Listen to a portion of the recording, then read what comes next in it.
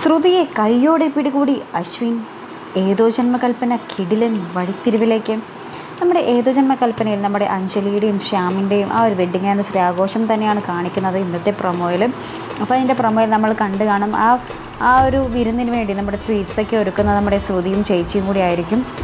അപ്പോൾ ഇവർ ഈ സ്വീറ്റ്സൊക്കെ നമ്മുടെ അശ്വിൻ്റെ വീട്ടിലെത്തിക്കുന്നതും ഒക്കെ നമുക്ക് കാണുവാൻ സാധിക്കുന്നുണ്ട്. ശേഷം നമ്മുടെ അഞ്ജലിയും മുത്തശ്ശിയും വന്ന് ഇതൊക്കെ ഇങ്ങനെ ടേസ്റ്റ് ചെയ്യുകയാണ്. അപ്പോൾ ഇങ്ങനെ പറയുന്നുണ്ട്, ഓ നല്ല രസമുണ്ട്, നല്ല ടേസ്റ്റ് ഉണ്ടെന്നൊക്കെ ഇങ്ങനെ പറയുകയാണ്. എന്നിട്ട് ഇവരെ കുറേ ഇങ്ങനെ പ്രശംസിക്കുന്നൊക്കെയുണ്ട്. ഓ ശ്രുതിയെ പോലെ ഭയങ്കര നല്ല ഡീസൻ്റുള്ള അല്ലെങ്കിൽ ഒരു മര്യാദയുള്ള കുട്ടി തന്നെയാണല്ലോ ശ്രുതിയുടെ ചേച്ചിയും എന്നൊക്കെ ഇങ്ങനെ ഇവർ പരസ്പരം ഇങ്ങനെ പറയുന്നുണ്ട് കേട്ടോ, മുത്തശ്ശി അഞ്ജലിയൊക്കെ കൂടി. ശേഷം നമ്മുടെ അഞ്ജലി ഇത് ശ്യാമിൻ്റെ അടുത്ത് പോയി പറയുന്നുണ്ട്, ആ ശ്രുതിയില്ലേ അവളാണ് നമ്മുടെ ഈ പരിപാടിക്ക് വേണ്ടി സ്വീറ്റ്സ് റെഡിയാക്കി കൊണ്ടുവന്നത് ഇങ്ങനെ ശ്യാമിൻ്റെ അടുത്ത് പറയുന്നുണ്ട്. അപ്പോൾ ശ്യാം ഇങ്ങനെ ഞെട്ടി നിൽക്കുന്നൊരു രംഗം കാണാം കേട്ടോ. അയ്യോ അവളിനി എന്നെ കാണുമോ എന്നൊക്കെയുള്ളൊരു സംശയം ശ്യാമിൻ്റെ മുഖത്ത് കാണുവാൻ സാധിക്കുന്നുണ്ട്. ശേഷം നമ്മുടെ അശ്വിൻ ഇങ്ങനെ മുറിയിലിട്ട് ഇങ്ങനെ ഷെൽഫ് തുറക്കുമ്പോൾ അതിൻ്റെ കോട്ടിൻ്റെ പുറകിലായിട്ട് ശ്രുതി ഇങ്ങനെ ഒളിച്ചു നിൽക്കുന്നൊരു രംഗമാണ് കാണിക്കുന്നത്. അവിടെ എന്താണ് സംഭവിച്ചിരിക്കുന്നതെന്ന് നമുക്ക് അറിയാൻ സാധിക്കുന്നില്ല.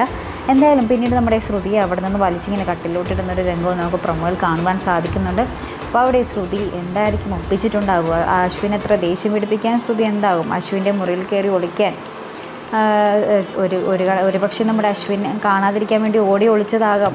പക്ഷെ കറക്റ്റായിട്ട് ചെന്ന് കയറിയത് അശ്വിൻ്റെ മുറിയിലാകാം. അങ്ങനെ ഒരു അബദ്ധം ശ്രുതിക്ക് പറ്റിയതാകാം. എന്തായാലും അത് കാത്തിരുന്ന് തന്നെ കാണാം.